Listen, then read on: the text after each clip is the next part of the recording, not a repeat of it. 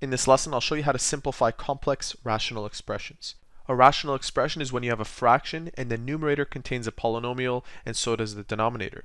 A complex fraction is when you have a fraction within a fraction. And an example of that is what you see right here. So we have an algebraic expression at the top and at the bottom, and we have to simplify this. To approach these types of problems, you want to start with either the numerator or denominator and simplify it as much as possible. And you also want to take into account the restrictions along the way. Beginning with the numerator, I'll find a common denominator by multiplying x and x plus 4. So I have x times x plus 4. Notice that I'm not expanding. I want to keep it in factored form as much as possible. And I'll multiply x plus 4 times negative 1. That's negative x plus 4. And x times 3 is negative 3x. We've simplified the numerator. Now we have to simplify the denominator. The same way, I'll multiply x by that. I have x bracket x squared plus 4x, x times 2, 2x, and this expression times 2. So plus 2 bracket x squared plus 4x. To visualize what we have to do next, I'll rewrite this so that rather than having this line to represent the fraction, I'll use the division symbol. Here's what I mean. As you can see, this is a division statement. And the way we divide fractions, very simply, is if you have a fraction a over b divided by c over d, you reciprocate the second fraction, and you change the division symbol to multiplication. So if we model our statement to this, we'll reciprocate and then change to multiply. We end up with the following expression. Okay, so what we have now is that factor, x, and this expression as a third factor, all being multiplied together, and at the bottom we have these factors. This x, the one shown right here, will cancel out with the equivalent factor that's at the bottom. Remember, these are all together. And if we common factor that expression, let me show you on the side. So factoring out an x, x plus 4, this expression has switched to what you see here. Therefore, this factor that's in parentheses will cancel out with that one, leaving you with that x. So let's continue this.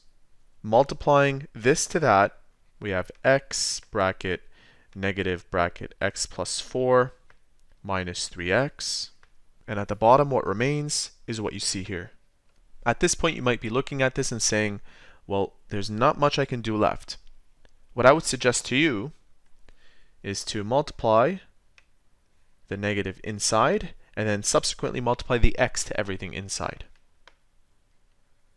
giving us negative x squared minus 4x minus 3x squared, and at the bottom 2x plus 2x squared plus 8x. What I'll do next is combine like terms at the very top and combine like terms at the bottom.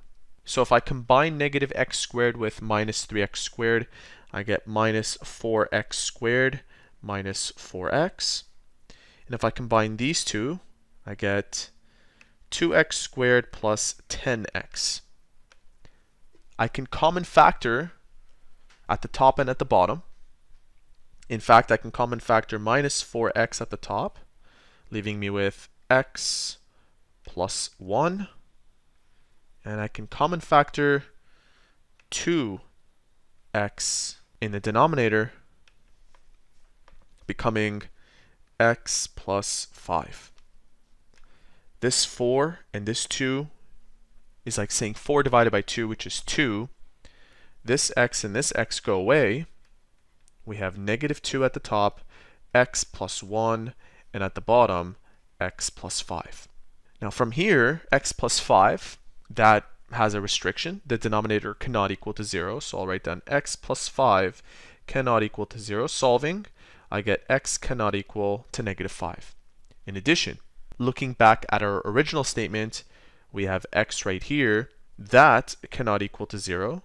So we have x cannot equal to 0, x cannot equal to negative 5, and over here, x cannot equal to negative 4. Just pretend we set this to not equal to 0 and you solved for x, you would have gotten that. These are your restrictions, and that is your final answer.